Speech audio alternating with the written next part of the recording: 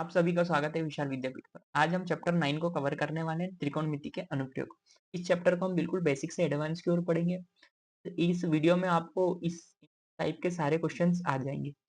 वो सोल्व करने के लिए हमको कुछ बेसिक्स पढ़ना होगा, तो चलते हैं बेसिक्स की ओर। तो जैसा कि हमको पढ़ना है त्रिकोणमिति के अनुप्रयोग। त्रिकोणमिति मतलब कि ट्रिग्नोमेट्री, और ट्रिग्नोमेट्री को हमको सोल्व करने के लिए कुछ चीज पता होना चाहिए, जैसे कि साइन थीटा क्या होता है, कोस थीटा क्या होता है और टेन थीटा क्या होता है। साइन थीटा मतलब कि लंब अपॉन हाइपोटेन्यूस, लंब बटे यानी कि कर्ण। इसको हिंदी में क्या लिख देंगे, हम हिंदी में लिख देंगे, इसको हम कर्ण लिख देंगे। एक मिनट कर्ण कर देता हूँ। लाल ए आ, हिंदी वाले के लिए लंब बटे कर्ण, आधार बटे कर्ण और लंब बटे आधार। इंग्लिश को इसी चीज में हम क्या बोलेंगे, इंग्लिश वाले इसी चीज को हम इंग्लिश में इसको ऐसा बोलेंगे, पंडित बद्री प्रसाद पर साइन के लिए क्या हो जाएगा, P upon H.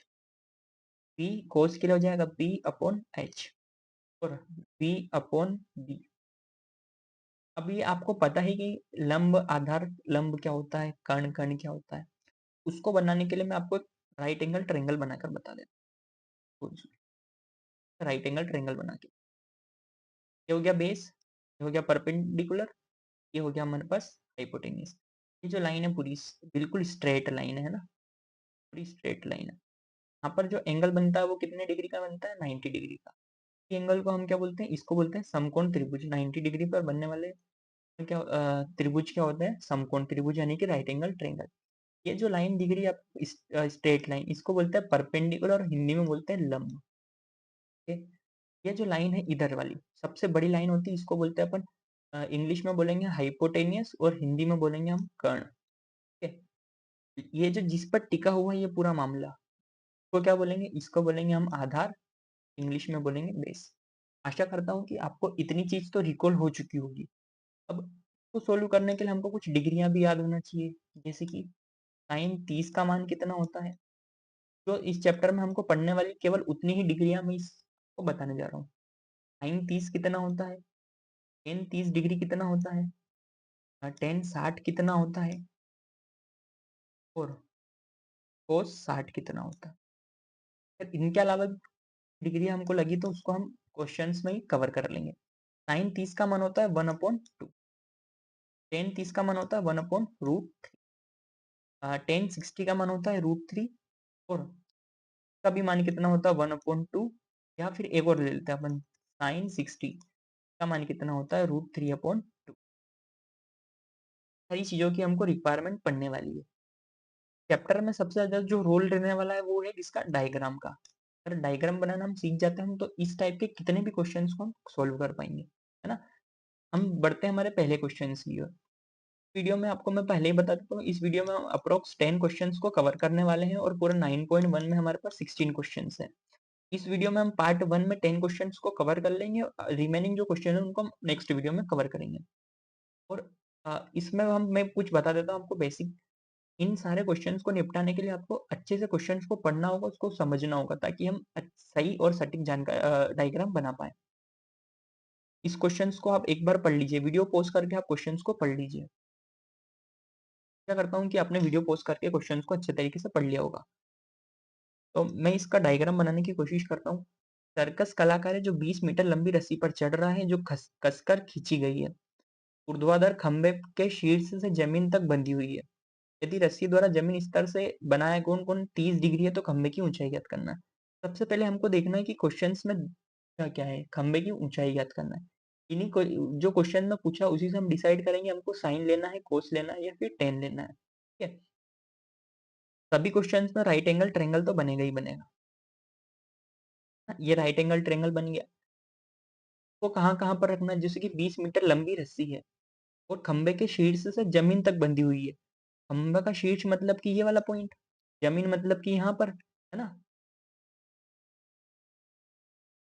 Okay okay, बरोबर बनाते हैं।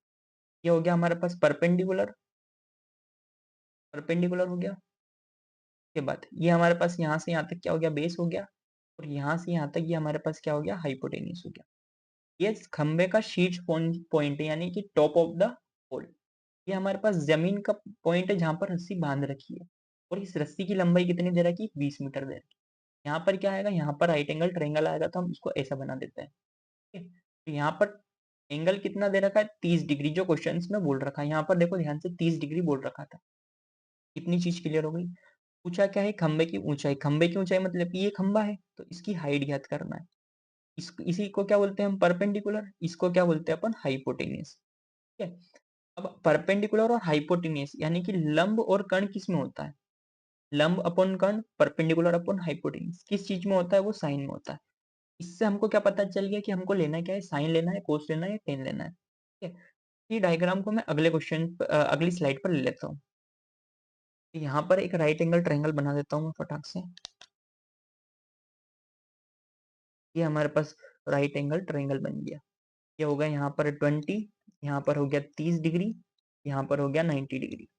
इसका नामकरण कर देते हैं हम। नाम हमारी इच्छा वैसे रख सकते हैं। इसको मैंने नाम दिया ए, इसको नाम दिया मैंने बी, इसको नाम दिया मैंने सी।